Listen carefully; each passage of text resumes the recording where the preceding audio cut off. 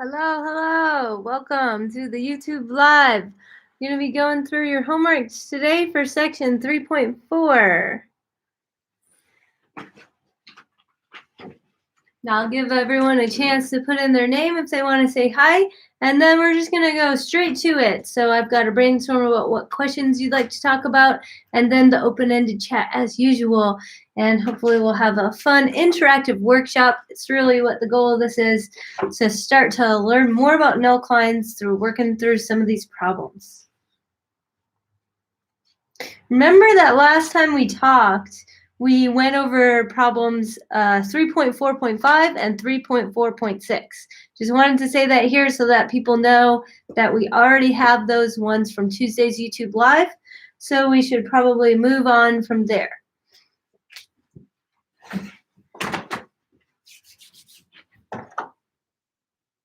Got plenty of ink and ready to rock.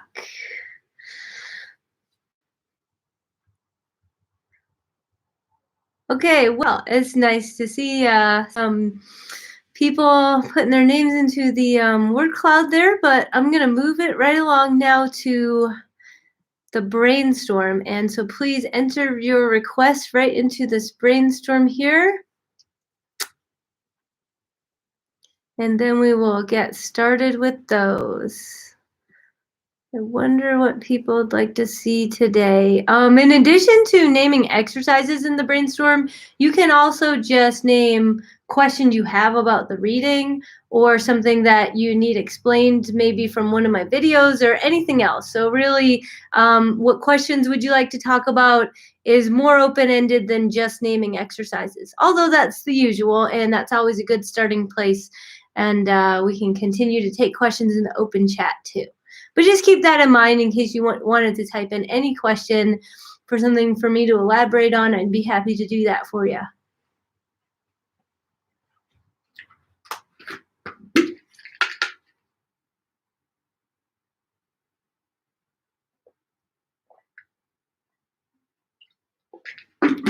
No takers yet, huh?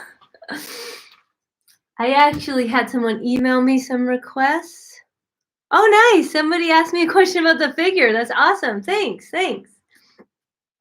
Yeah, so I just want to say that I did have an email request for further exercises 1, 6, and 7. And so I'll give people a minute if they want to put that in. But if I don't see that on there, then I will put it in there myself because I don't want to forget that somebody asked me for that.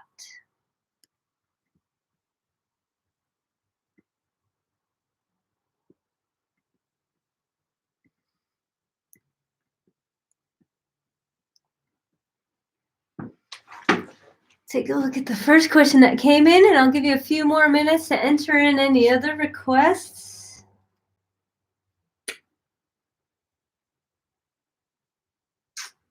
That's a good question. That is a very good question about figure 3.25. Oh, thanks for entering those further exercises in. That's great. Yeah. So that was a request I got on the email, and we'll definitely be covering further exercises 1, 6, and 7. But I'm also appreciative of the comment type questions that people entered in there. And if those are about the section, I'll probably touch on those first before we go into the further exercises, which are typically the most complex exercises in the set.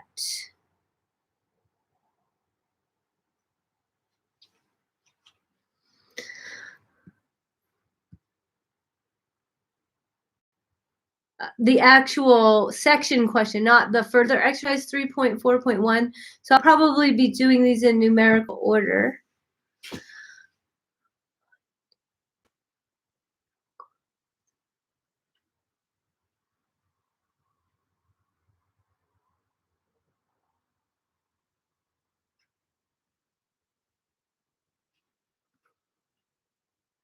Cool.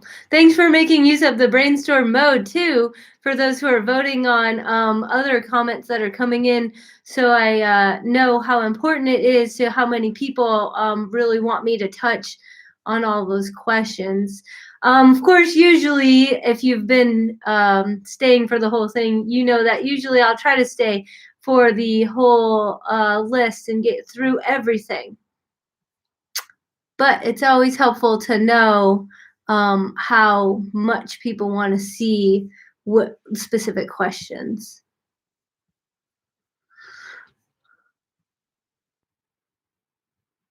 Okay, so I'll say last chance to enter anything into that brainstorm before I turn on the open chat so that we can have more of a conversation going. So if you haven't entered in something that you want to, please go ahead and do it now. Or if you want to up or down vote anything, go ahead and do that too. And then I'll start to run down the list with the open chat on once I see that people are not making use of the brainstorm poll anymore. Looks like it's pretty stable. Further exercise number 1 has 5 upvotes, so maybe that was a kind of a tricky one there. We'll definitely cover that. And then we have some section questions, and then we have just some comment type questions, which are really fun. So I'm going to move on to the open chat now, and I'm going to start answering all those questions kind of in the chronological order of where they are in the section. And I think we'll have time for all of those. And then we'll go, I'm going to go over to the open chat now so that you all can talk to me and let me know as I start to answer the questions.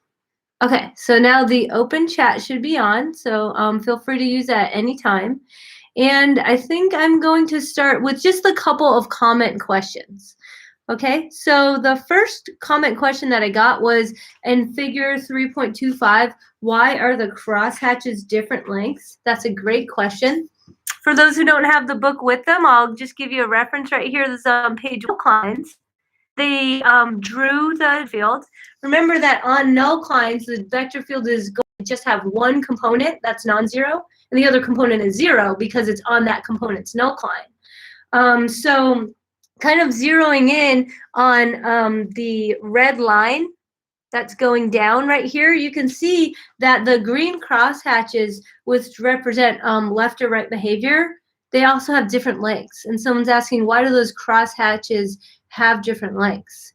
I have an answer, but I also invite others to contribute too. So would anybody like to mention in the open chat why they think the crosshatches have different lengths in figure 3.2.5? If anyone else wants to offer an answer, I'd love to hear from you too. So go ahead and help me to answer that question, and then I'll do a little more explaining.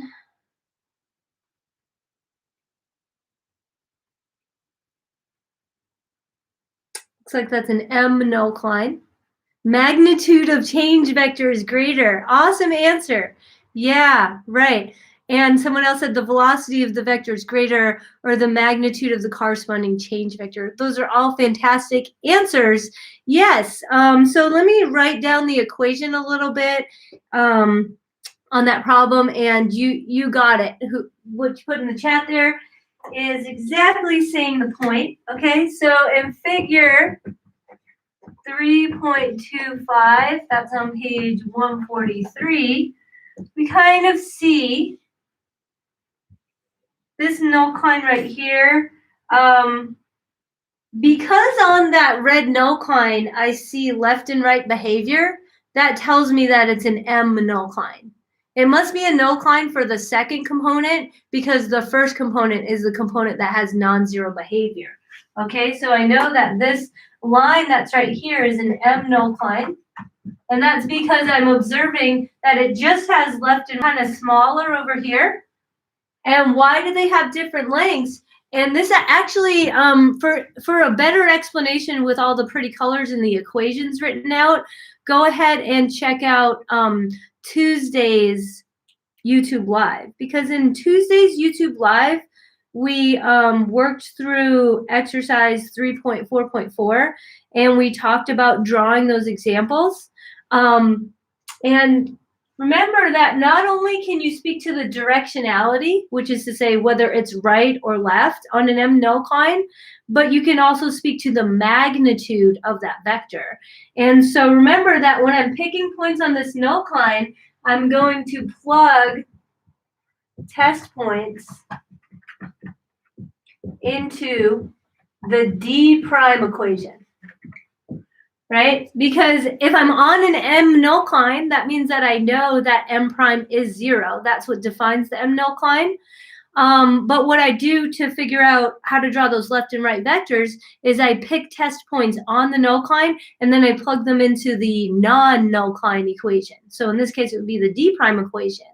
And so those lengths of those lines are speaking to, that means that I pick a test point right here, I'm going to have a small value for D prime. And if I pick a test point over here, I'm going to have a larger value for D prime. Okay, so I'll just write that on the board to emphasize that.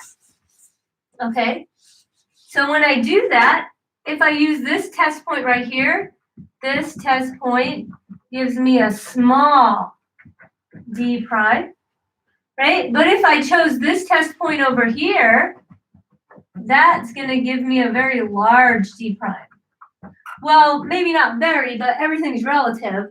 The value that you would get out of D prime from plugging in this test point right here would be much larger than the value that you would get from plugging in this test point right there. And so just like people were saying there, they have different strengths for the vectors in the D prime component, and that's what yields us the different lengths of those green lines.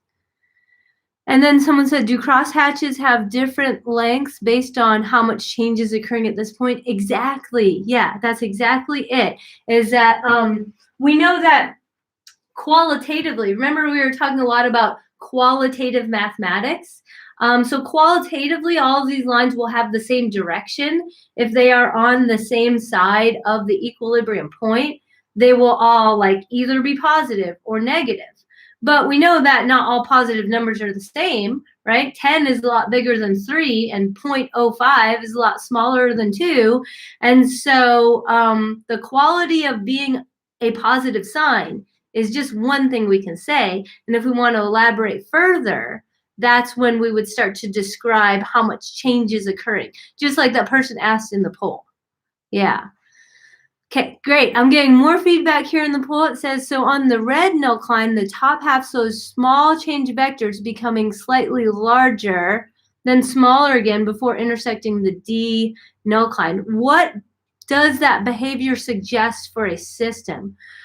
Ooh, that is a really good question.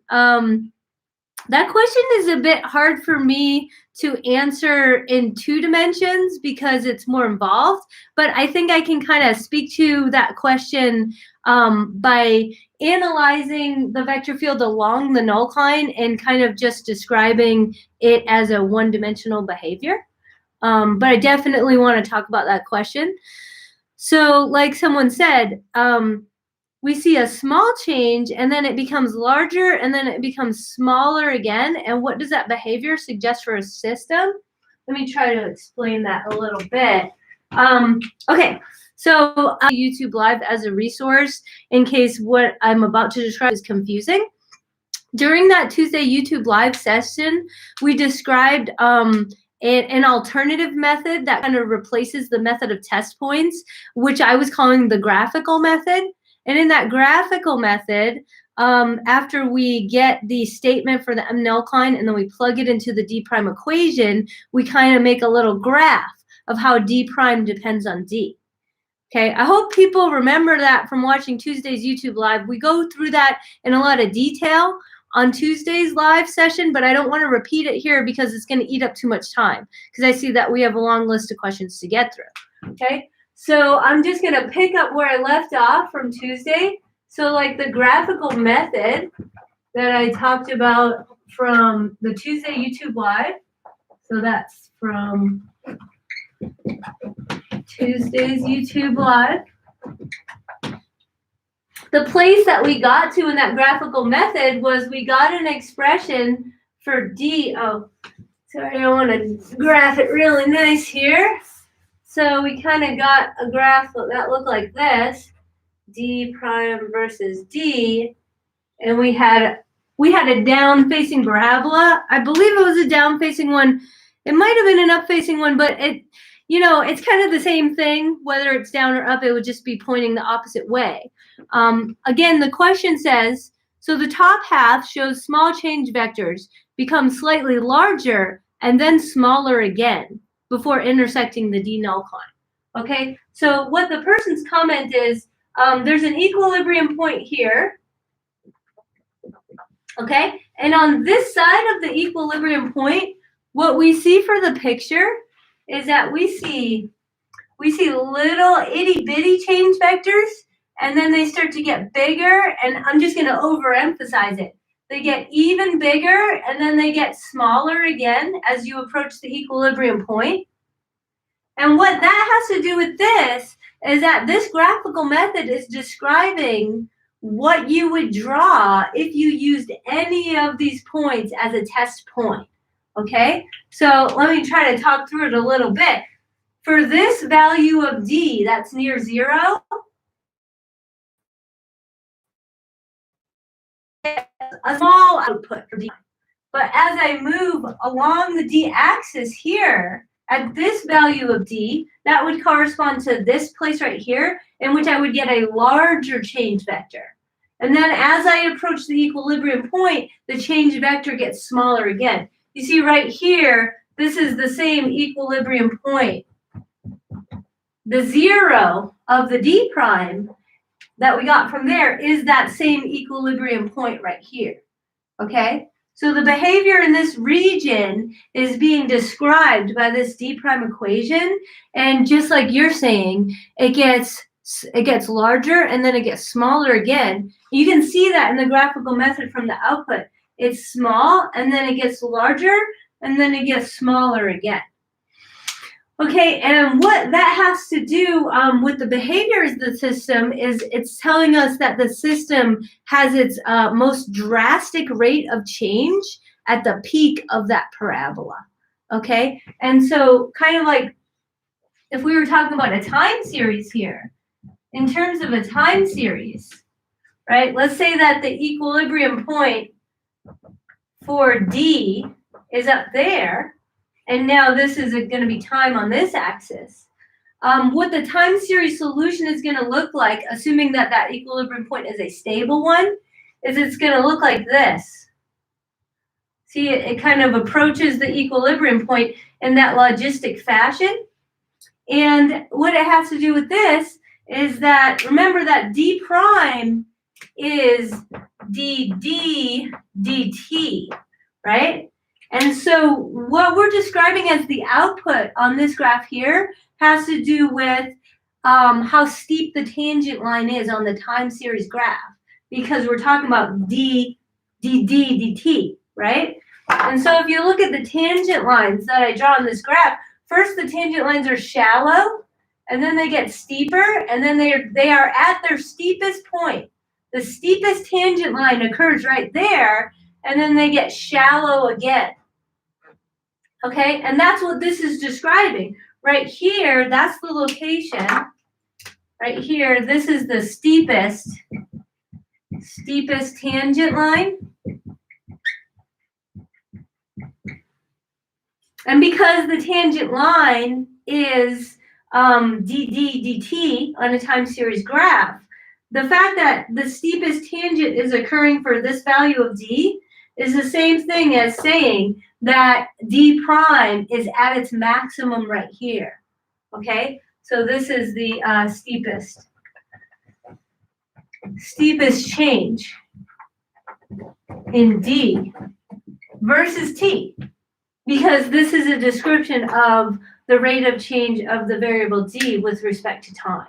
So this steepest tangent location, which you can see is about halfway between 0 and the equilibrium point, steepest tangent or inflection point occurring right here, is exactly matched to the top of the parabola in a derivative versus state graph right there.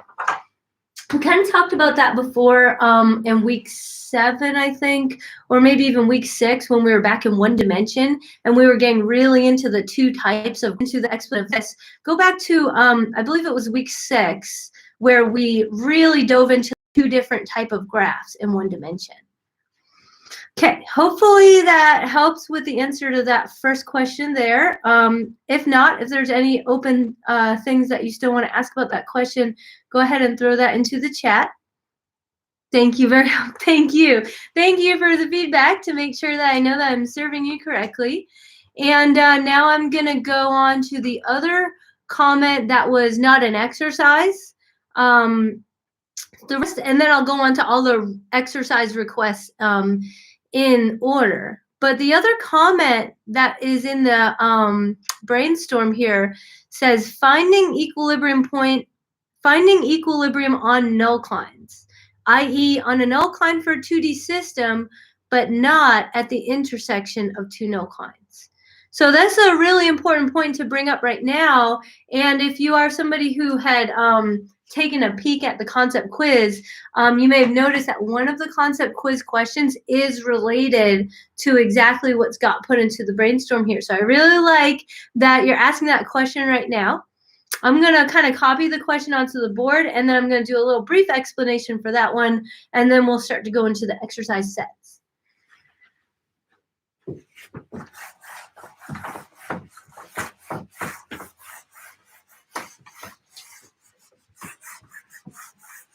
Okay, so the question there says, finding equilibrium on nullines.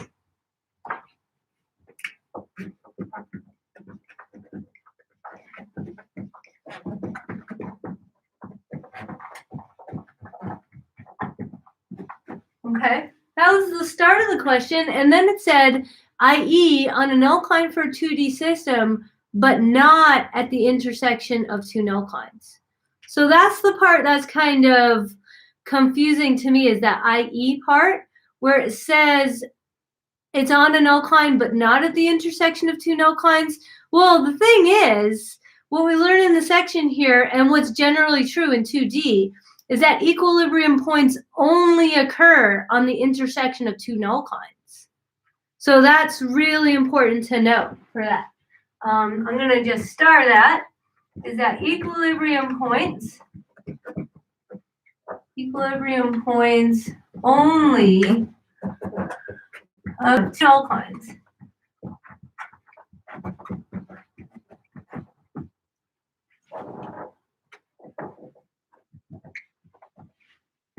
Okay, so hopefully that kind of clears up the IE part on that comment. It has to be at an intersection of two nullines. Okay, good. It says clarified by your answer to the question about. Okay, great. So just to kind of finish this off, not only do equilibrium points occur at the intersection of two nullines, but which two nullines have to intersect in order for it to be an equilibrium point? That's something that I just kind of want to start as a conversation. And if you peeked at the quiz, you know that this is related to the question that speaks to this on the quiz.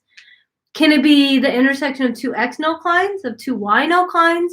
How about the intersection of one x and one y nullline? Like when I say it has to be the intersection of two nullines, which two nullines do I mean? So I'm going to kind of leave that as an open question, but I'd like to hear some people respond. Yeah, it has to be one of each variable. Yeah, that's really important. So furthermore, the two nullines must be one for each variable. Okay? And I'll show you why. It was a little general theory here.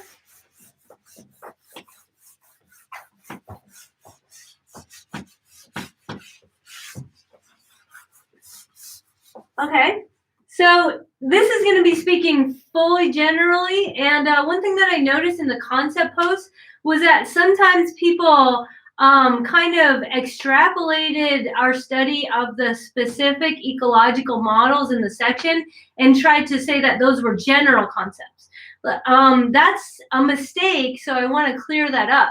Like, for example, in a general system where we have x prime is equal to f of x comma y, and y prime is equal to g of x comma y.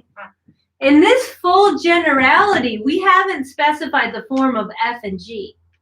So it's not necessarily true that there's going to be a nullcline at x equals 0. It's not necessarily true that there's going to be a nullcline at y equals 0. Those things are true about the functional forms for the Lata-Volterra models for predator, prey, and competition, but they're not necessarily generally true. So that's something that you really have to watch out for. Like, for example, if f of x was equal to 2 minus xy, then there would not be a nullcline where x equals 0, right? Because if you let x equal 0, then x prime is equal to 2. It's not equal to 0. So just be careful.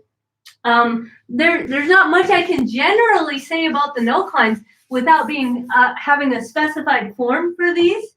But what I can say is just that the x nullcline is defined as the place where x prime equals 0, and the y nullcline, likewise, is defined as the place where y prime is equal to 0. And because equilibrium points are the places where the entire system is equal to 0 at the same time, that's why these are found as intersections of one x nullcline and one y nullcline. Okay, so where it says it must be one for each variable, what I'm saying is an x nullcline intersects a y nullcline. You see, because if an x nullcline intersects a y nullcline, then x prime equals 0 and y prime equals 0 at the same time for equilibrium points. Okay? You can't just have an x nullcline intersect another x nullcline, nor can you have a y nullcline intersecting another y nullcline. Because if you just have an x nullcline intersecting another x nullcline, then all you know is that x prime is equal to 0. You don't know that y prime is equal to 0, but both of those have to be true at the same time to get an equilibrium point. So the statement here is the same thing as saying two nullclines, one for each variable, must intersect in order to guarantee an equilibrium point. Yeah, really important point to clear up, and just get out of the way. Yeah, look at those later. Make sure you're looking at this video while you're taking the problem quiz, because there's some good material up on this that speaks directly to the questions on that quiz. Okay, great. So hopefully that cleared up that second comment, and now I'm just gonna step through these questions as I see them. So the further exercises will be a little bit closer to the end of the session. We're gonna start with question number 1, where somebody said that they just kind of misstepped somewhere in the procedure. And we haven't talked about this one yet, but exercise 3.4.1 asks you to find an equilibrium for the shark tuna model. I'm wondering if people have done this before, and if they did, I wonder how they chose to do it. So if you want to share that into the chat, that will be fun. Exercise 3.4.1 says, find the equilibrium for the shark tuna model. Did you do this algebraically? Did you do this geometrically? What was your approach for answering this question? And so while I'll give you a minute to share that out, I'm going to copy this question to the board.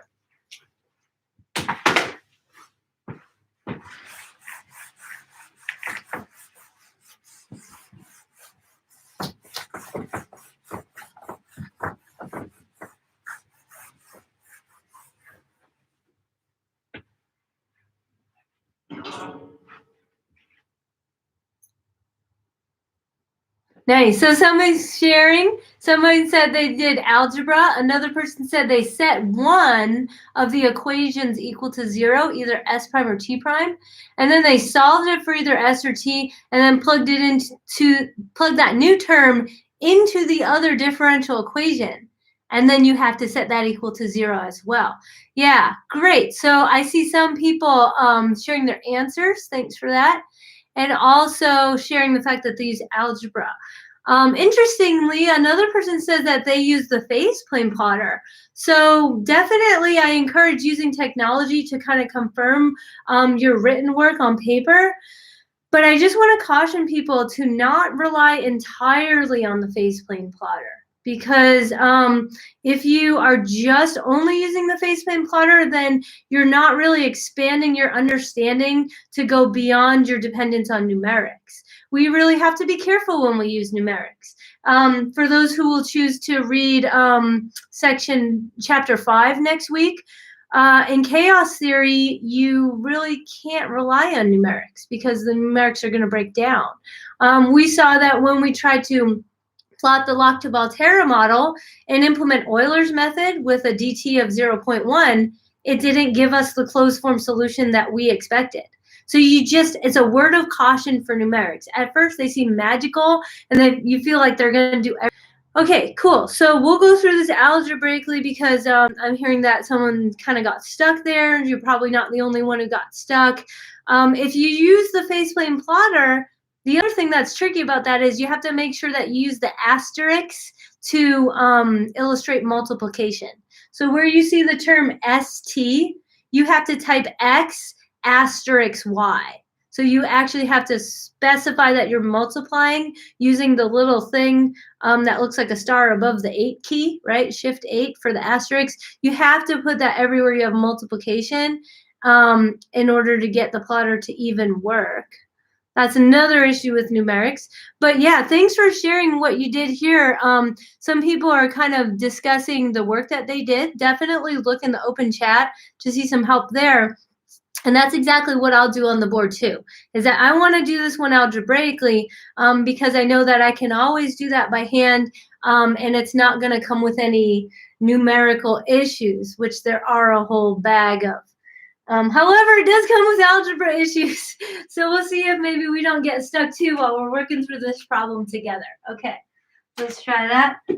So this is 3.4.1. in which we have S prime is 0.01 st minus 0.2 s, and then T prime is equal to 0.05 t minus 0.01 st. Okay, one thing I just want to mention about this, and I wonder if anyone else was annoyed or had noticed this, typically when we do predator-prey models, the first variable, the variable that gets defined on top, is usually the prey. And then the bottom, the second variable, is usually the predator. But here they have the shark as variable 1, which is the predator, and the tuna as variable 2, which is the prey. Well, I know S comes before T in the in like the dictionary and all that, but come on, it's a little bit flip-flopped of what we typically are presented with. A general predator-prey model usually starts with the prey equation first and the predator equation second. So just a little confusing, but I just want to put it out there. I wonder if anybody else noticed that. You can let me know if you did.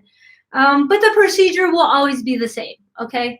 That's just kind of like for ecological context. The procedure mathematically is always the same. We're going to set them both equal to 0, and then let's see how the algebra works out on that.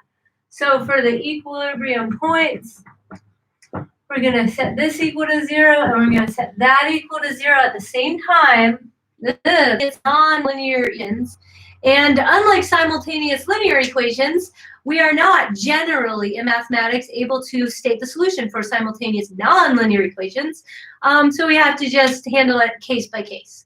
Hopefully this case is not too bad. I think where I want to start here is I probably want to rewrite the equations to factor out common factors. And as I'm taking a peek here in what other people did, I see that's exactly what the latest comment on the open chat is, that somebody factored out an S in the S equation. That's exactly where I would start too. You see, because if you factor out an S here, then even though this equation was nonlinear, here's the nonlinear term right here, S times T. If you factor it, you get two factors that themselves are individually linear. And that's very convenient because solving simultaneous linear equations is something that is that you're able to do in full generality. Okay, so that's kind of nice. And that's what gives me hope that we're going to be able to do this.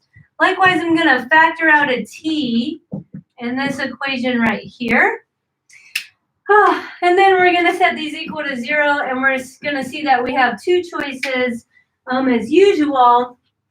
Even though we have two factors on each equation, and at first glance that would make you think that we're going to have 2 times 2 or 4 total equilibria, that's not necessarily true. And actually, in terms of the predator-prey model, as we kind of worked through at the beginning of last week, at some point, some of these choices, when chosen simultaneously, will contradict each other. And so we're not actually probably going to get all 4 possibilities.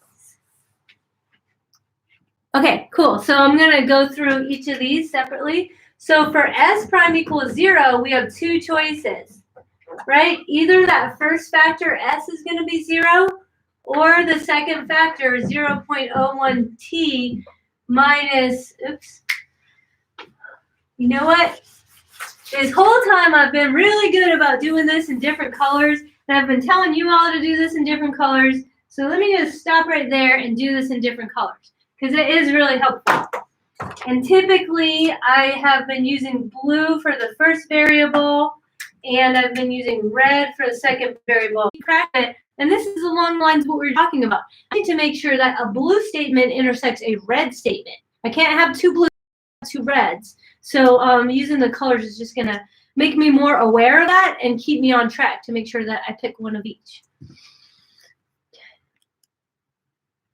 Okay, cool. So for s prime equals 0, we got the 2 choices, right? Either s is equal to 0 or 0.01t minus 0.2 is equal to 0.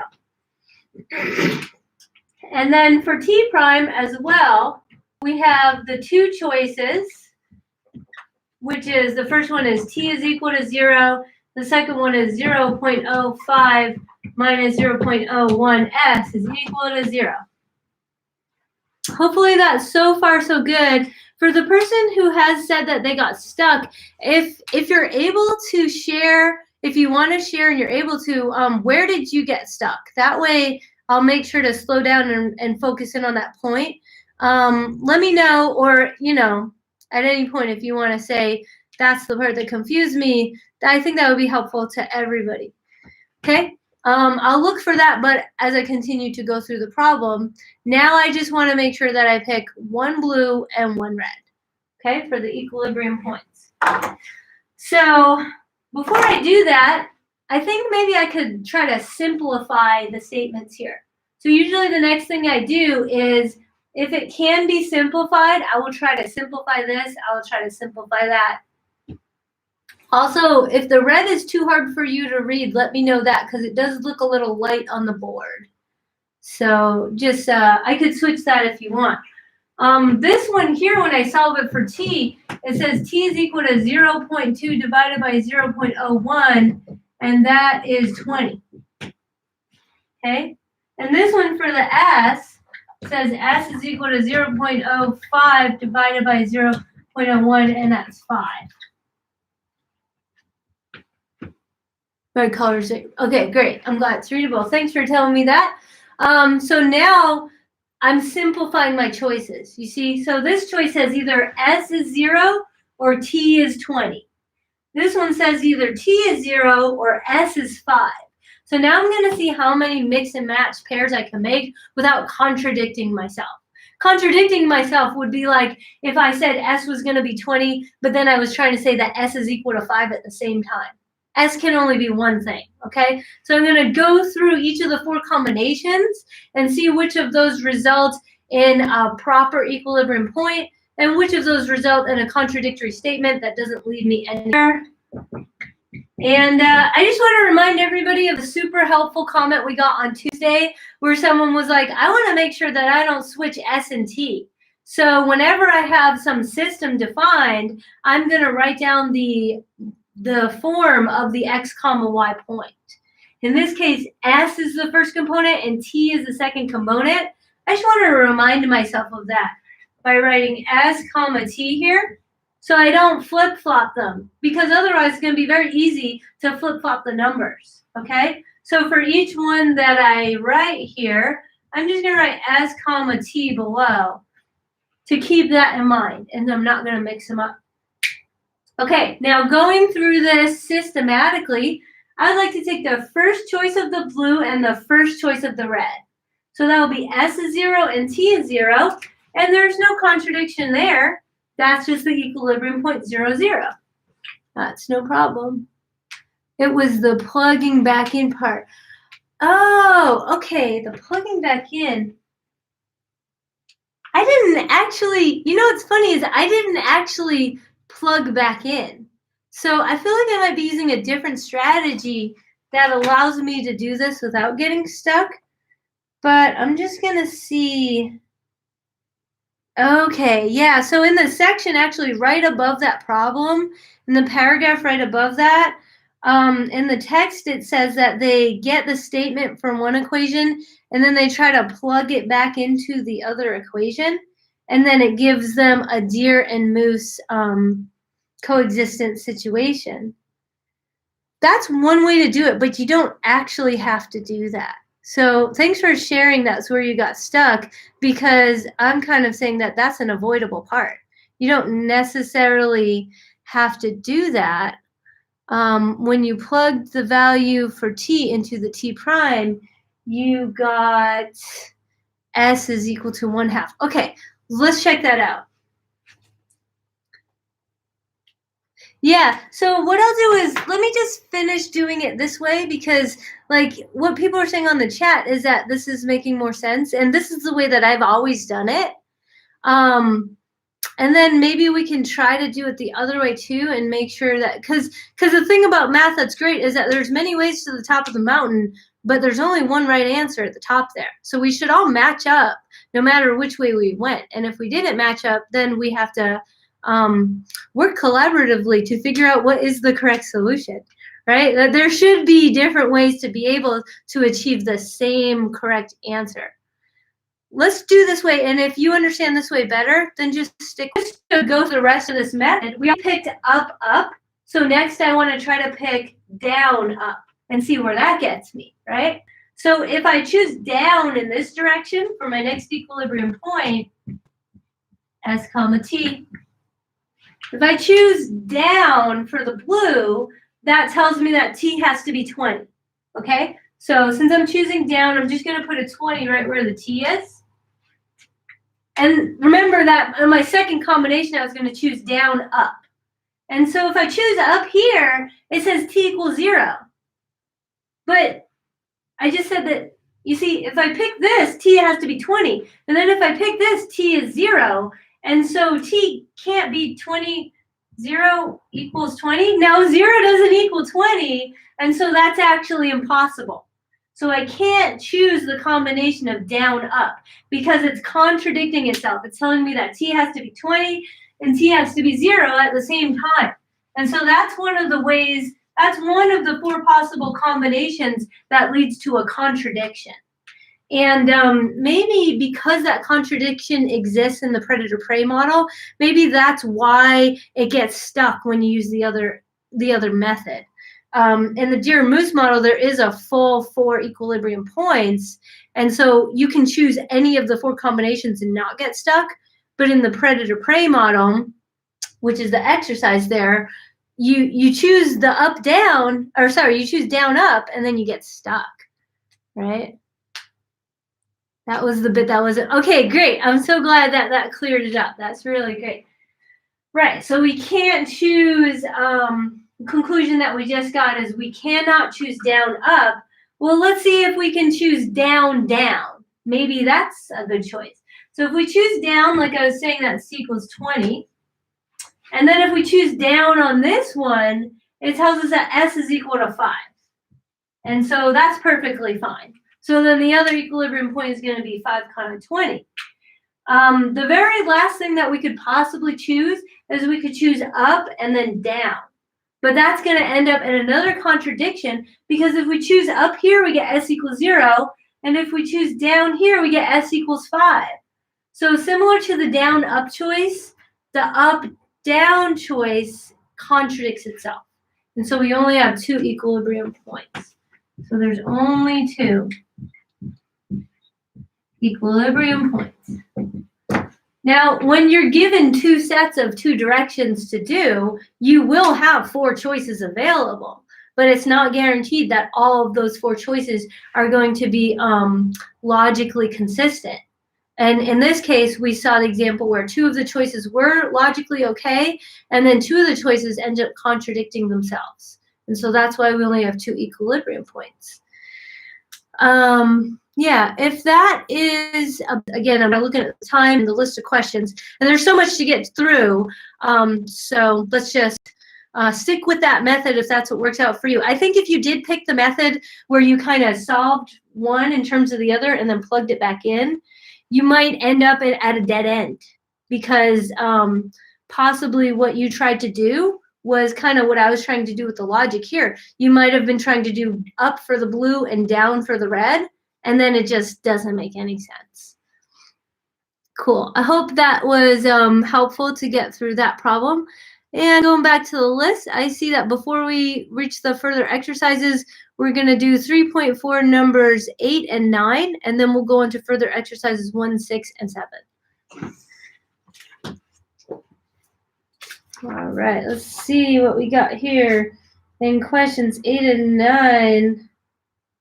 Oh boy. Okay, this is a lot of questions. I'll try to run through these sufficiently to hopefully help you, but maybe not completely do the whole problem, because we might run out of time. 3.4.8 says, find the null climbs and equilibrium points for the Lata Volterra predation model. Oh, that's funny. We were just working with a Lata Volterra model with exactly the same form, but different values for the parameters. Yeah, so we can find the equilibrium points and find the null climbs the same exact way. And to show you the power, the wonderful power of math, I'm going to erase as little of this board as I possibly can, because really, I'm kind of doing the same thing that I just did in number 1, but I've got different letters for the variables, and I've got different numbers for the parameters. But otherwise, it's going to be the same thing that you just saw here. Okay? Before I begin, in exercise 3.4.8, for those who are watching and like to play along, which one's the predator and which one's the prey? Because remember, I started this one and I was like, I'm a little annoyed because usually they start with the prey, which would be the tuna, but instead they started with the predator, which was the shark.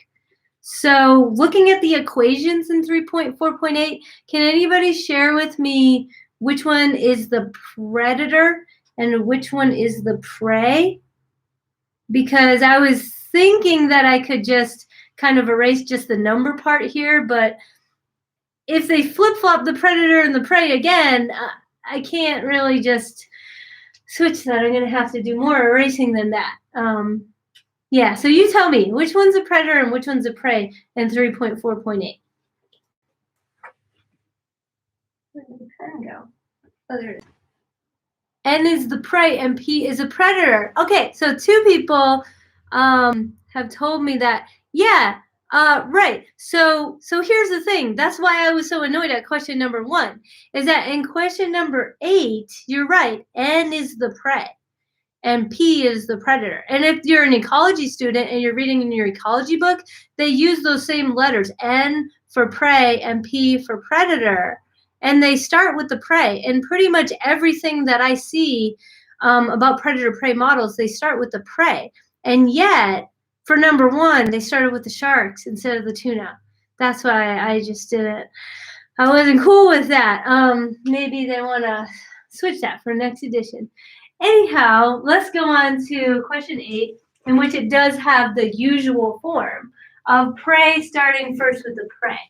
So the prey, you're right, the prey is N. Because remember, the prey is typically the thing that's going to have exponential growth, illustrated by this positive parameter next to the N, that's exponential growth rather than decay. And the prey is also the thing that loses. So that's illustrated by the minus sign here. It loses out when the species interact. the interaction term is the product of the two species. Okay, and then the predator has the opposite. The predator is typically the thing that's described to gain. It gets something out of interactions with prey. But left to its own devices, it's going to kind of just naturally decay. It's good to talk about this right now because, we're going to, when we get to further exercise number 1, it kind of presents the same model, but with letters for all the parameters and kind of asks us to interpret the equilibrium points in ecological context. So this is matched well with further exercise number 1. Yeah, you're right. So someone else has just said, so T is equivalent to N. Right. The tuna is the same thing as the N, the prey, and S is equivalent to P, which is the predator. And so that's why I would like usually the X component is the prey. Okay. Find the noclines and the equilibrium points. Hopefully you're feeling really comfortable with this procedure because typically we're just going to set them equal to 0 there. If the variables hadn't have gotten flip-flopped, I could have maybe just gotten away with just erasing the values of the parameters, and then most of my work would be saved. But because the variables got flip-flopped, that's why I'm starting over from scratch. As usual, we're going to start by factoring out the equations because even though we're working with a nonlinear system, in factored form, maybe the individual factors will be linear, and that will make it much easier to work with. And so we're going to do n prime, and we're going to factor out the n there. Okay, and then the p prime, we're going to factor out the p. And we're still talking about setting these equal to 0. And so you can see my color choices. I'll label the n with blue and the p with red. Okay, and so for the n noclines, now, since I just went through this algebraically in the last example, now I'll do the same procedure that I just did, but I'll do the geometric approach instead of the algebraic approach, so you can see that there's both of those methods are available to you. Okay, and in this one in particular, it says to sketch the vector fields. And when they say that in the context of the section on noclines, they're really just asking you to sketch the noclines and sketch the vector field on the noclines. It doesn't mean that you have to sketch the whole vector field, which would be an overwhelming amount of work, better for a computer, a phase plane plotter online, and not for you to do by hand. So if you want to visualize the whole vector field, you can do that separately. But I'll just be sketching the noclines, and then we'll talk about the vector field on the noclines. Okay, so the n noclines are n is equal to 0 and, let's see, 0.05 minus 0.01 p is equal to 0. And that one results in, I'll just put it down here. This one results in p is equal to 0.05 over 0.01, which is 5. Okay? And then the p noclines are p is equal to 0 and 0.05n equals minus 0.01 equals 0, and that results in n is equal to 0.1 divided by 0.005, which is 20. I think that's 20, not 200, but get a little confused when. So if you're not that good at arithmetic, you can still be good at math. And vice versa, maybe, who knows? Anyway, that's a common misunderstanding when my child gets bored doing his multiplication tables. And he's like, math sucks. And I'm like, don't you say that in this house. Math is awesome, but it's more than just arithmetic. Okay, so let's plot these out in the vector field, and then we can visually see how the equilibrium pop out, when we'll also get a visual peek at why the other two choices that contradicted themselves do not result in equilibrium points. So here's a nice vector field here, and we have n on the x-axis and p on the y-axis, and the blue null lines are n is equal to 0. So that's like this. N is equal to 0, and p is equal to 5. So the other blue one is like this, p is equal to 5. Okay, and then with the red, we have p is equal to 0 right there. P is equal to 0, and then the other one is n is equal to 20, not to scale, because it looks more like a box, but not to scale. N is equal to 20. Okay, so now you can see, and this works perfectly with what we started out talking about, which is that equilibrium points occur at the intersection of one variable's null line with the other variable's null line. Okay, this right here is not, this is not an equilibrium point. And this over here, red on red, not an equilibrium point. We have to have one of each. And so we have the points for equilibrium 0, 0, and 20, 5. Okay, that takes care of the part that said find the equilibrium points and find the null lines. Great, so we're almost done. The only thing we haven't done yet is sketch those pesky little lines all over the null lines. And you know that's the hardest part. That's what we're going to be doing in further exercises 6 and 7, but it's a little bit easier to do here. The red is light but legible. Okay, thanks for telling me that. It does look a little light. Yeah, but I don't know. I want to make it consistent with the other videos, I guess. So anyway, I want you all to help me out with this part, because this is really the part that is like the hardest thing to learn for this week. Is we have to draw the lines of this week's lesson. So let's try to figure out that together. But instead of just saying it, sorry that it's getting a little fuzzy. Hopefully it clears up. Just instead of saying it, I want you all to work on this.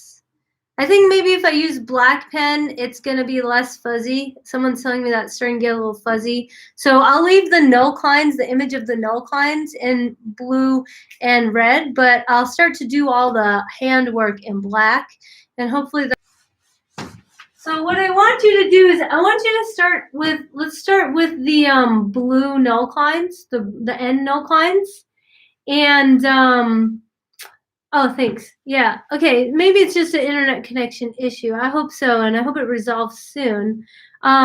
Let's try to figure out how to draw the vector field on the N null lines. So for this, I would really like to get some input from the class. When I'm working on an N null line, what direction is the vector field pointing? Is it left, right, or is it up, down?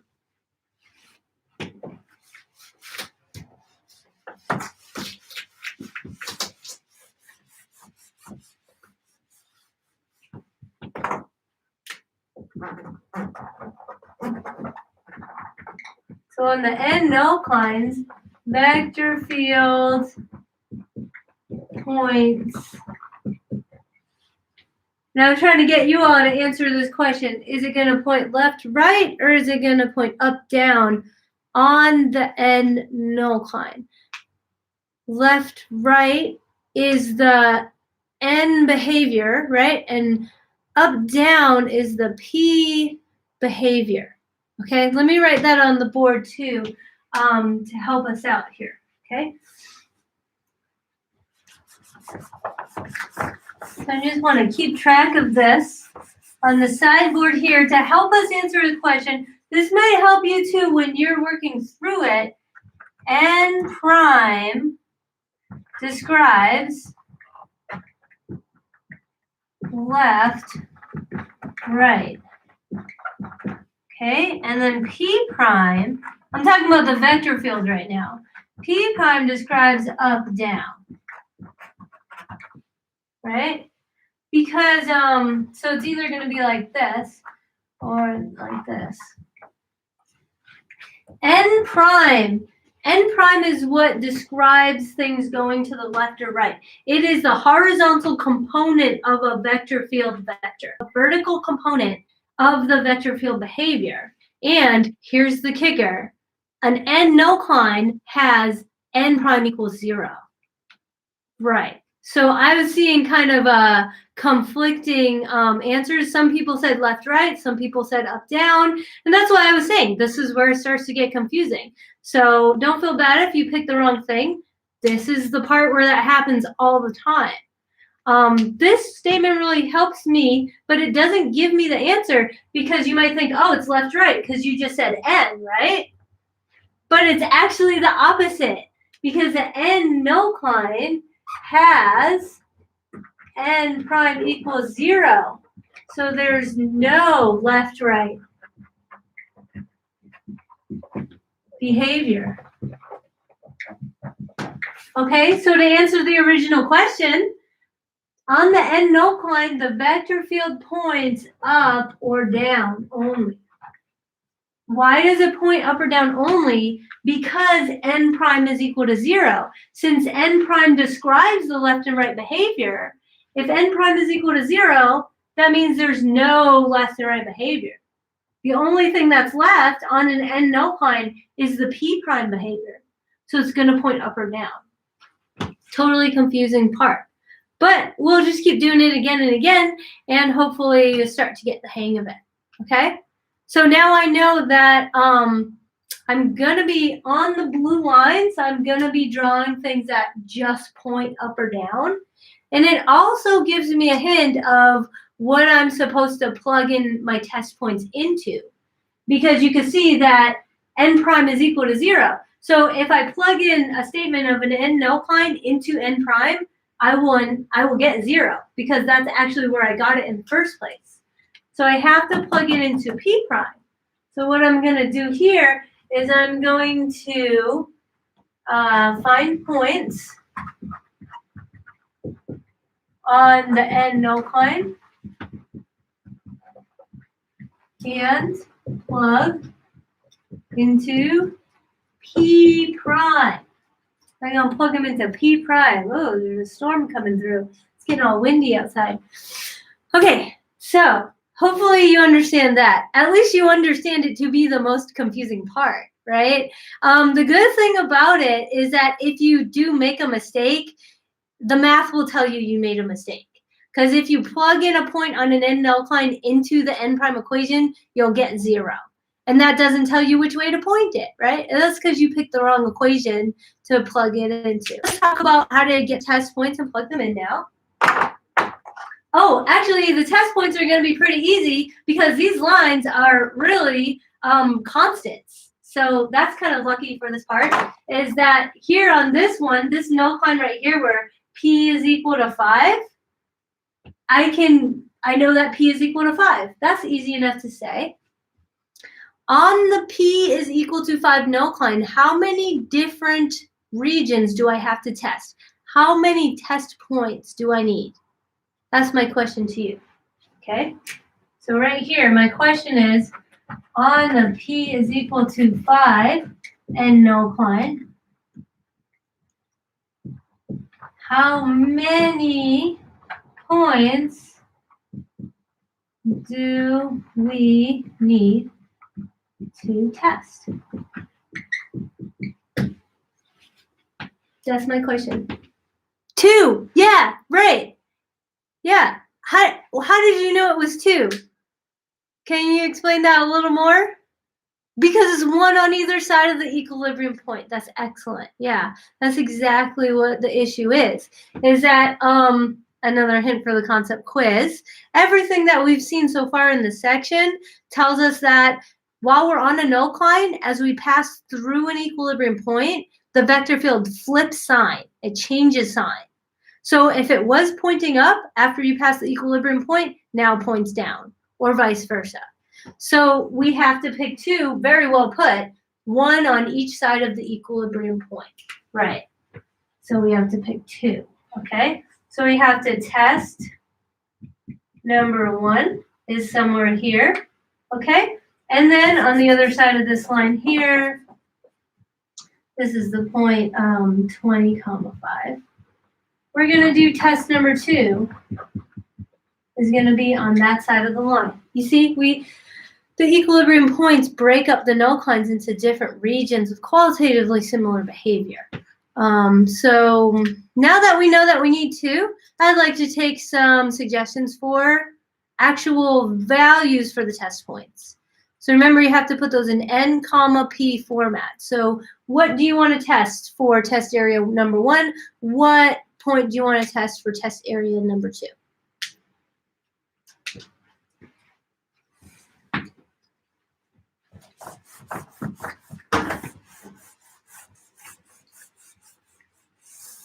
I'm just going to do this one null line, and then I'm going to move on to the further exercise, or I'm going to move on to some number 9 and then to the further exercises. So I'm not going to. Okay, great. So we got some suggestions coming in. Okay, great. So we got some suggestions coming in for test points. And on all these suggestions, take a look at the chat results on Canvas. Every single one of these suggestions has the p-value equal to 5. And that's because we're on the n null line that's called p equals 5. And also in each of these suggestions, you'll see that the n values have one of them less than 20 and the other one greater than 20. And that's exactly what we need. So great job to the 3 people who shared those suggestions. Right.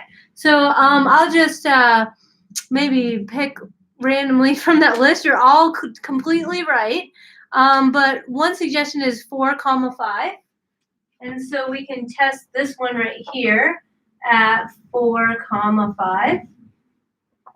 And then the other test that we could do would be maybe 23, 5. And so that will be 23, 5. Great. And so now, just like back in chapter 1, you could just take those points and plug them into the entire equations and get the 2-dimensional statement of the vector fields. However, save you a little time, if you plug it into the n prime equation, you're going to get 0. So you don't have to bother plugging it into the n component because that's what defined the null line that you chose your test point on. Okay, so really what you want to focus on is plugging it into the non-zero rate equation, the part that's going to describe the non-zero component of the vector field. In this case, it's going to be up or down behavior. Okay, so now we're going to plug the test points into p prime. Okay, if you did plug it into n prime, you would get 0. You can try that out on your own to know that that's true. And also, that's just a good marker of a mistake that you might make. If you get 0, you just picked the wrong equation. So go ahead and pick the other equation. Okay, so we're going to plug in the test points into p prime. So for test point number 1, we're going to have 0, 0, 5 times 4 times 5 minus 0.1 times 5. Okay, for test point number 2, this is for number 1. Number 1. And then for number 2, we're going to have 0.005 times 23 times 5 minus 0.1 times 5. I don't really feel like it. Does anybody want to crunch all these numbers out and get some values there? I'm going to have to use a computer to help me or a calculator because I'm not going to do that in my head. So go ahead and plug. You want to do test point number 2 while I do test point number 1. Then we'll have all the answers faster. Number 1, I got negative 0.4, and so did somebody else. Thanks a lot. Yeah, great. So we have negative 0.4. Okay, and remember that that's up or down. And so I'll just write it in black so you can see. At this point right here, we have determined the vector field is pointing down. Okay, if we did this for any other test point in this region, we would get down. I'm not guaranteeing that you're going to get the same exact value. In fact, you probably aren't, but you're going to get some kind of down. For number 2, someone got 0.2875. Thank you very much. 0.2875. And so for test point number 2, we get up. You see how it flipped as it crossed across the equilibrium point, the vector field changes sign. That is very typical. I'm sure I could probably produce some sort of pathological example in which case it doesn't flip signs, similar to a parabola with a double root that just touches the x-axis and then goes in the same, like has the same sign that it did on either sides, but those don't happen that much. Oh, 0.075? Oh, okay, sorry. Thanks for correcting it in case other people are also plugging it in. I didn't plug that one in, but I know it's going to be a positive amount because like I was saying, it flips sign as you pass through the equilibrium point. Okay, and then if we wanted to try multiple test points, we could even start to describe the magnitude, like how far that number is away from the number 0, by describing that with the length of the vector. And that's really what a vector field does. That's why when you see vector fields, you see some arrows are bigger than others, and that's because those vectors have magnitude and direction. There's actually another type of graph called a direction field in which you're just graphing the direction of the vector and not the magnitude, but that wasn't really discussed in this textbook. Okay, so I'm just doing 1 out of the 4 null clines, and then we're going to move on to another problem. Let me know if you have any remaining questions about 3.4.8, and if not, we're going to move on. So that's how we're going to treat all the rest of these problems, is kind of do like exercises. Oh, yeah, actually, interestingly enough, if you look at my video set for the week, the second video in my playlist this week is optional, and it is very similar to exercise 3.4.9, except in my optional video that shows you how to solve for, I show you how to solve for the fixed points of a competition model symbolically. I use exactly the same format in your ecology book because I thought that would be fun. So check out that optional video if you want. And if you have to go, that's cool. Thanks for being with us for the time that you could manage. And go ahead and watch the rest of the video later, and you'll know the further exercises will be discussed and waiting for you to look at later. Okay, so let's just do this 3.4.9 really quick.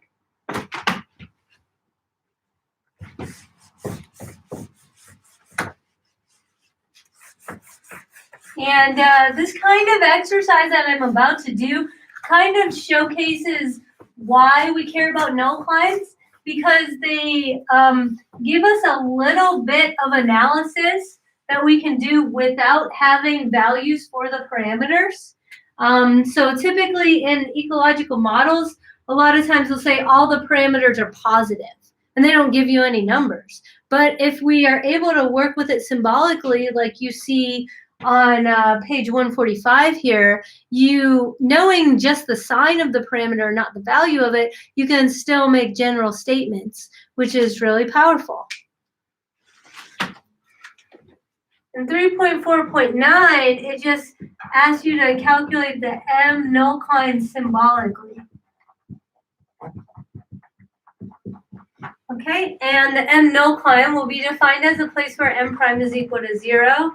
And so we have R sub M, K sub M, D, C sub M. Again, kind of as you'll see me discuss in my videos in the playlist this week, I'm not as happy as with this book's treatment of the form of the model as it is in the ecology book.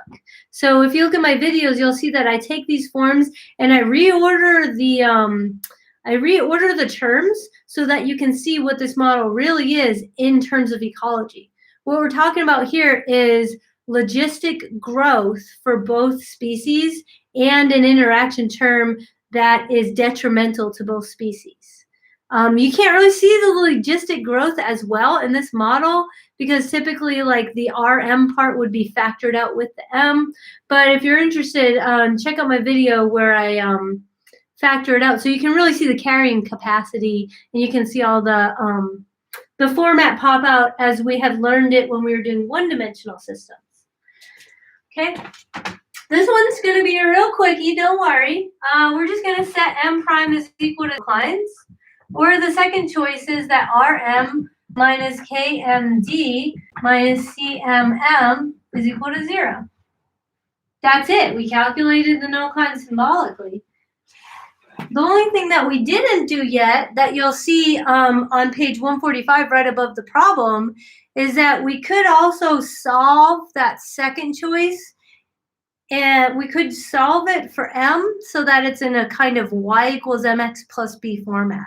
Because in that kind of format, you can interpret it like you see in the statement where for the D null-cline, after they solved it in terms of M, it says that it's a straight line going from 0, comma, RD over KD to RD over CD, comma, 0. That has a slope of negative CD over KD.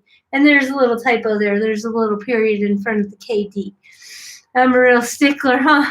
So we're going to do that same kind of thing just so that we can interpret it in the slope-intercept format. But, you know, it's basically done at that point. If you wanted to say that's an M null-cline, it is. That's an M null-cline. It's just not in slope-intercept format yet.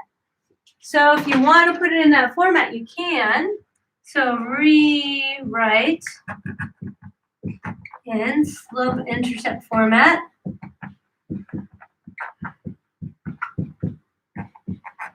And in that form, you would solve this equation for the vertical axis variable. And the vertical axis variable is the second variable in the equation, in the rate equation statements, which is M. So you would solve this for M. So then you would get Rm minus Kmd divided by Cm, or specifically minus Km over Cm d plus Rm over Cm. So there I kind of wrote it in the y equals mx plus b format. So the m, the slope is minus Km over Cm, and the plus b is Rm over Cm. That's what they did right above the problem for the other null-cline. And it just allows you to graph it a little bit easier. Like if I was going to try to graph the phase portrait, like over there, or the state space and draw the null-clines on it, I would be able to label the x and y intercepts rather easily because I have it in this algebraic format. Great. Now I think it's time to crack open the further exercises, and I hope I still have some people who are willing to interact because I was waiting to get to further exercise number 1, and I really wanted to ask you what you think about the answer to number 1A. So hopefully there are still some people ready to play with the polls. Could you please tell me what your answer to further exercise number 1A is? Especially if you're ecology. I'm sure you know more ecology than I do by now, having studied that extensively with Carrie. And the question, it introduces the Lata-Volterra predation model, the predator-prey model, in its full generality with letters for instead of numbers for all the parameters. And then it says in part A, without doing any algebra, explain why there are no equilibria at which one species has a non-zero population and the other does not, without doing any algebra. So what do you need me for? Actually, I need you. Is there anybody out there? I know there's 7 people watching. I wonder if anyone wants to share via the polls. How would you explain that with your ecology brain?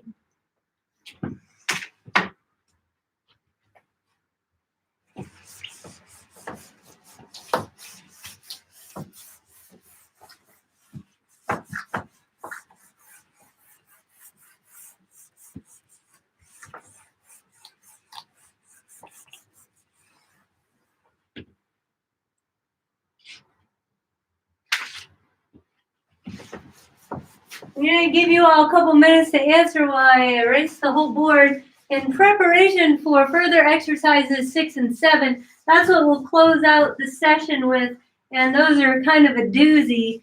So we're going to need all the space we can get for those.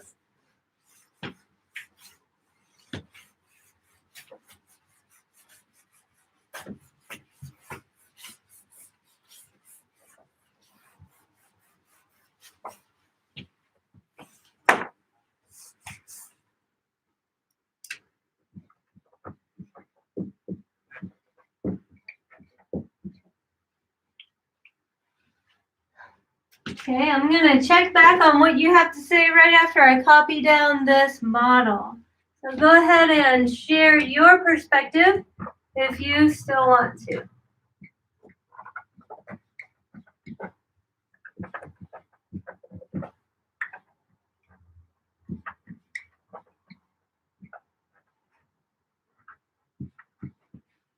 That's funny. They use non-Greek letters for all the parameters except the death rate for the predator, in which case they use delta instead of D. Maybe because D is reserved for like the DNDT or something, I don't know. Great, we have a lot of people sharing. Thank you. Yay, you're still watching. You're still engaged. That's so awesome. Let's see what it says here. Okay, it says both equations. If only one population is 0, are still changing. That's a good comment. Let's check that out. Someone says if only one population. Let's see. Let's check that out. If n is equal to 0, so let's see what happens if the prey is equal to 0. Hold on, let me read the other comments too. So one of them says they're dependent on each other in a cyclical manner, which they are. There's a lot of feedback going on in this equation. I'm not sure if that completely explains why there's no equilibria where one population has a non-zero component and the other does not, because there can be feedback, such as in the competition model, in which one population has a non-zero equilibria and the other has a 0 equilibria. Remember, in the competition model, there's actually non-zero equilibria existing, one for each carrying capacity on both axes. So the fact that there's feedback doesn't necessarily explain A. So another person says predator decreasing with no prey, prey increasing with no predator. I really like that explanation. That's great. Another person said these populations interact in such a way that the populations oscillate. One population does not reach a stable equilibrium unless the other is 0. Keep in mind that in part A, it specifically mentions, it's specifically asking you for an explanation of why there's no equilibria where one species is non-zero and the other species is 0. So it's impossible for one population to have a stable non-zero equilibrium while the other one is at 0. That's what they're saying here. And unless the other one is non-zero. Okay, yeah, great. Okay, good. I was hoping that you didn't misunderstand the statement that they're asking you to explain. And so you meant that one population is not able to reach its stable equilibrium unless the other is also non-zero. Right, non-zero. Not that this is a contest or anything, but if I had to choose to focus on one of these explanations, I appreciate them all very much. But I would probably like to pick this simple one here where it says predators decreasing with no prey, prey increasing with no predator. That one just really, I really like that one because it tries to whittle down, it tries to work with what they're saying in part A to whittle down what the equations would be saying if one of them did have a 0, right? So that's what I'm going to kind of do on the board there. But all of these suggestions are great. So thank everybody for inserting your 2 cents into the comments. Decreasing with no prey, okay? And I was just about to write if n equals 0. Well, if n equals 0, that's the same thing that person's saying of no prey. So, i.e., if there's no prey, okay? So if n is equal to 0, what happens is n prime is equal to r times 0 minus a times 0 times p, which is 0, right? So prey is stuck at 0, right? Because its rate equation is 0. And then it says prey decreasing. It says predator decreasing with no prey.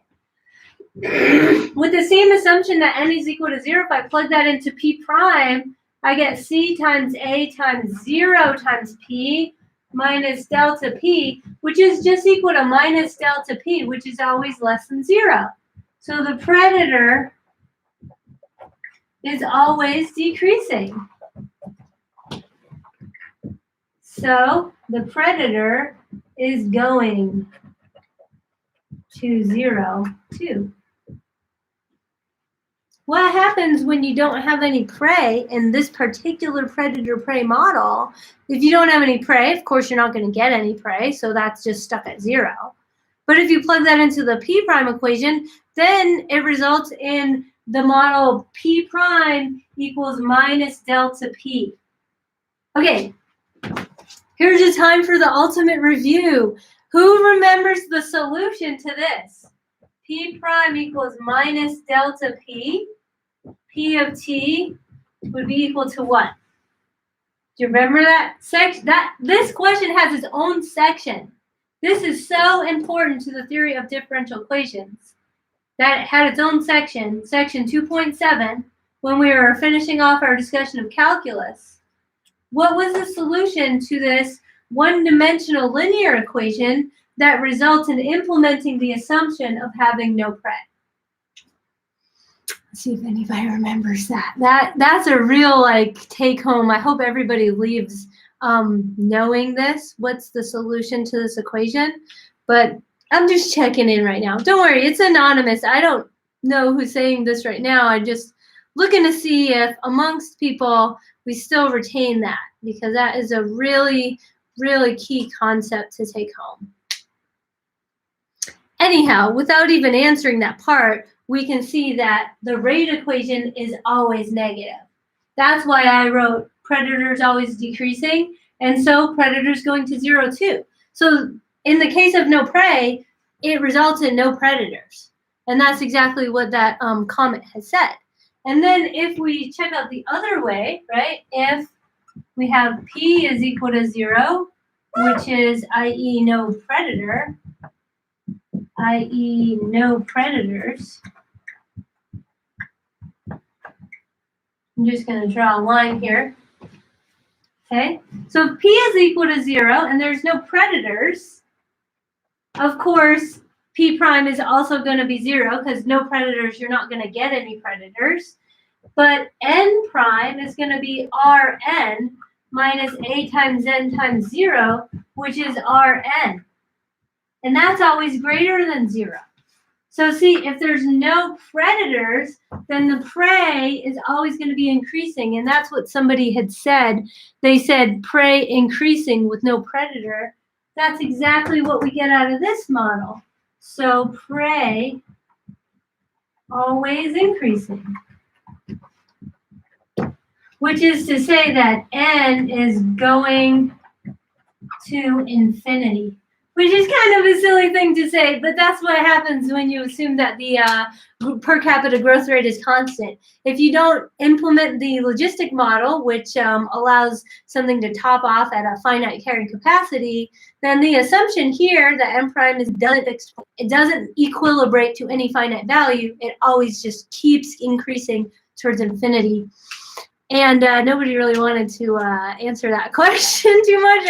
I'll give the answer. I just want you to know how important this is to the theory of differential equations. And so try to remember this take-home message. It's from section 2.7. The solution to this one-dimensional linear equation is the initial condition P naught times e to the minus delta t. Exponential decay for the predators in the absence of prey. Likewise, the solution here to n prime is equal to Rn is going to be n naught, the initial condition for the prey, e to the RT. Exponential growth is predicted for the prey in the absence of predators. Exponential decay is predicted for the predators in the absence of prey. And there you have it. Did I do any algebra? Because it said to not do any algebra. I don't know if I can help not doing any algebra. So go ahead and explain that however you want without doing any algebra for part A. Oh, a really nice comment came in, so I'd like to read that out to everyone. It says here that each species depends on one another to bring population into equilibrium. Predators need prey for food or they'll reach zero. Prey need predators to keep population in check or they'll get unconstrained growth. I love that response. Thank you. Please don't copy their work, but definitely look at that response. That is a beautiful way to explain the answer to further exercise 3.1a without doing any algebra. You see, I kind of probably did some algebra. Probably did some differential equations in there too, some calculus. My bad. Anyhow, it says I was going to put E and T, and then I thought you meant that. Yeah, right. You know, there's the E and the T and all that stuff, but it's just an important thing to just bring back. It's okay if you didn't remember at the time, but revisiting that over and over as we start to wrap up our study, it's good for you to know how important that is for me. I love exponentials. Okay, so anyway, it says find the equilibria, but we already did that for the shark tuna example. So I'm not going to redo part B, if that's okay with everyone. If somebody writes in the chat that they really, really want to see me do it, then I guess I will. But I will say that we did do that for the shark tuna model, which is one particular instance of this with numbers for all these parameters. And so solving for the equilibrium will be quite similar, except there's letters instead of numbers there. And 2:30, and as usual, kind of a marathon run of YouTube Live, but I'm hoping this is very helpful to people. So I'm going to go on to further exercises 6 and 7. And I will say that since I knew that somebody had this request before we started, I actually took the liberty of typing these into the that bluffington.edu link that I've shared for the faceplane plotter. And I got to see everything. But I had to make sure that I put it on Runge Cut of 4 and didn't leave it on the Euler method with a step size of 0.1 because I could tell that the numerics was getting kind of choppy when I was using kind of the lowest level numerical algorithm implemented with kind of a large step size. So make sure when you're using the vector field plotter that you're changing the numerical scheme to Runge Kutta or something that's more advanced than Euler, because otherwise you work like these on your equations. But it will show you the answer, like especially the answer to parts D and E, where it says sketch the vector field to determine the types of equilibria and what will happen to these two populations in the long run. You're gonna find that out when you go into the faceplane plotter. You're gonna get to confirm what you do. Because questions 6 and 7 are pretty much the same thing with different numbers, I might, I could go through one of these, but honestly, you know what? You tell me. I'm thinking about this out loud right now, and I'd like to hear from you too. But when I look at further exercises 6 and 7, on tape, like I recorded in my playlist me doing this exercise out for the numbers that are called Deer Moose Model 2. I pretty much did this step by step, and it took quite a while. It took like about half an hour, I think, to walk through this very slowly step by step for the Deer Moose model. That's called example number 2. Now, this again is the Deer Moose model for just 2 different numbers. And I feel like if I just did it again on the board, I would just be repeating the same thing that I had done before with different numbers. But what I haven't done yet is I haven't made a video of me using the phase plane plotter to help you all with this. So I'm wondering, and type into the chat box if you're still listening, would you like to see me do this out again? Or do you want me to maybe make a phase plane plotter video where I show you the numerical side so that you have some new material? Yeah, they do. Right. Someone said these do look very similar to what I did in the video. Thanks for saying that, because it is. It's basically the same thing. And someone else has said to make a faceplane video. So I think what I'm going to do here is I'm going to not do it on the board. But I'm just going to say this for people who are looking at the end of the YouTube live video later. See the videos in my playlist. I do go through this step by step. Further exercises 6 and 7 are basically the same thing that you see me do on the video already in my playlist for the Deer Moose model. What I'm going to do right now, because I think it's the best use of everyone's time, is I'm going to cut this stream off because they don't let me share I'm not allowed to share my screen on the YouTube live. So I'm going to cut it off and I'm going to make a quick time video of myself comparing number 6 and number 7 with commentary using the faceplane plotter. Trouble using the faceplane plotter? If you want to tell me like where you got stuck or what you found difficult, then I'll know and I'll try to work that into the video. So I'll just leave this open chat up for a couple minutes, even though I'm going to end the stream. And you let me know if you want about what places you got stuck on using that vector field plotter. And that way I can make sure to explain that and do that really clearly when I make the video. Then I'll make the video and I'll upload it, and it'll be right after this video in the playlist. Okay, I just want to do what helps you the most, and I think that's probably the best idea. So I'm going to close this out, and thank you for still being here. That really encourages me. Yes. So thanks a lot, and just look for that video in a little bit. It'll probably take me 20 minutes to make it, and then I'll upload that to our playlist as well. Good luck finishing off your homework, and keep up the good work. You're almost at the end of a very challenging upper division course, so keep going strong. You've almost made it to the end.